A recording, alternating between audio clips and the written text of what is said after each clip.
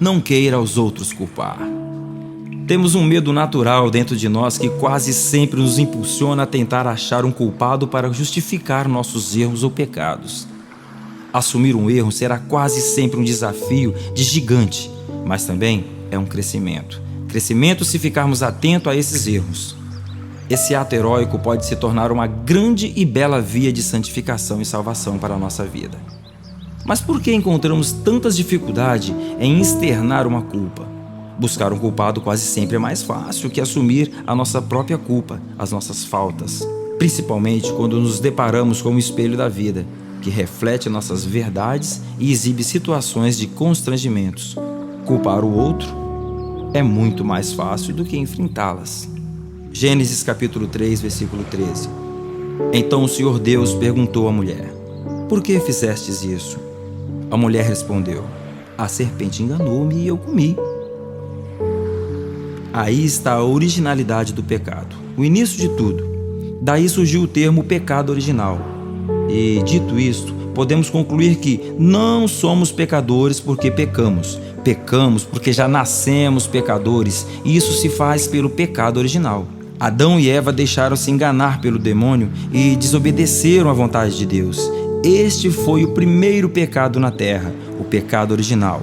Por isso, todos os descendentes de Adão e Eva, exceto a Virgem Maria, vieram ao mundo com o pecado original na alma e com as suas consequências, que nos são transmitidas pelas gerações.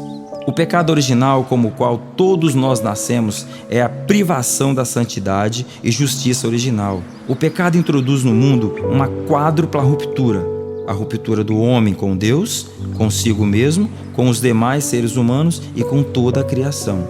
Podemos definir o pecado em simplesmente como errar o alvo, ou seja, mirar na graça e acertar na desgraça. Mirar na castidade e acertar a promiscuidade, a prostituição. Sempre encontraremos em nossa vida alguém ou alguma situação para nos impulsionar aos erros ou fracassos. E é comum sentir que uma pessoa ou uma circunstância nos impede de transformar nossos erros em acertos. O importante é perguntar-se sempre se você fez o melhor que poderia ter feito. Não ter medo de admitir as falhas e procurar não errar novamente. É como se tornar um exímio motorista. Quando nos sentamos pela primeira vez em frente ao volante, talvez nos deparamos com uma barreira enorme. Mas, conforme vamos tentando e persistindo, acabamos descobrindo que dirigir, ainda que na mais movimentada das avenidas, pode se tornar um ato tão natural quanto caminhar na beira da praia. Isso mesmo, podemos errar muitas vezes, mas isso nunca será o fim para nós, cristãos, porque em Cristo, se errarmos com alguma intenção de acertar, já é o certo. E mesmo os que falham nunca serão simplesmente fracassados. O Catecismo da Igreja Católica nos diz: por sua paixão, Cristo livrou-nos de Satanás e do pecado. Ele nos mereceu a vida nova no Espírito Santo. Sua graça restaura o que o pecado deteriorou em nós. Na palavra de Deus, no livro de Coríntios, capítulo 5, versículo 21, diz assim: aquele que não cometeu pecado, Deus o fez pecador por nós, para que nele nos tornemos justiça de Deus.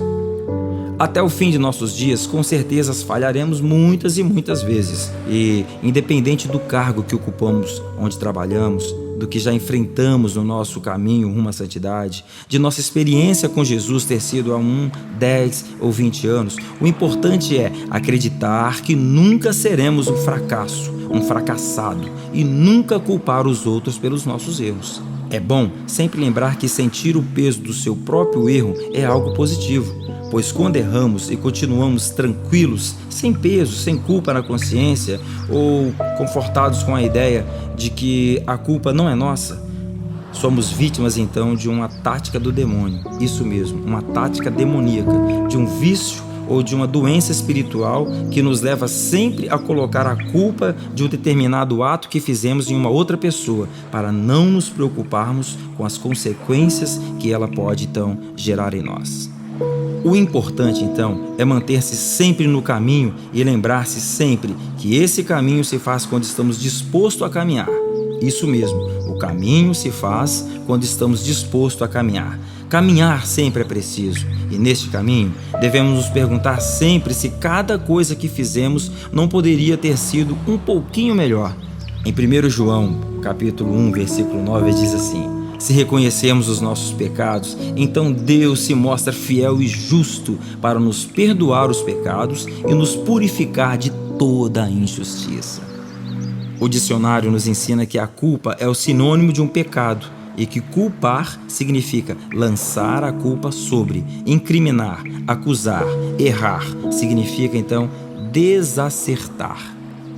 Mas a palavra de Deus, em 1 João, capítulo 2, versículo 2, também diz assim: Ele é a oferenda de expiação pelos nossos pecados, e não só pelos nossos, mas também pelos pecados do mundo inteiro. Nisso consiste o amor. Não fomos nós que amamos a Deus, mas foi Ele que nos amou e enviou o seu Filho amado, seu único Filho, como oferenda de expiação pelos nossos pecados. 1 João, capítulo 4, versículo 10. Eu convido você então, meu irmão, minha irmã, que está ouvindo agora esse audiobook, a rezar comigo. Isso, vamos rezar um pouquinho agora. Reza comigo. Senhor Jesus, Tu sabes tudo de mim. Sabes que muitas foram as vezes em que errei e que ainda erro. Muitas foram as vezes em que busquei, mesmo que tomado pelo medo, um culpado para os meus pecados. Tudo que te peço agora, Senhor, é a graça de reconhecer os meus erros, os meus pecados, e não mais querer aos outros culpar. Amém.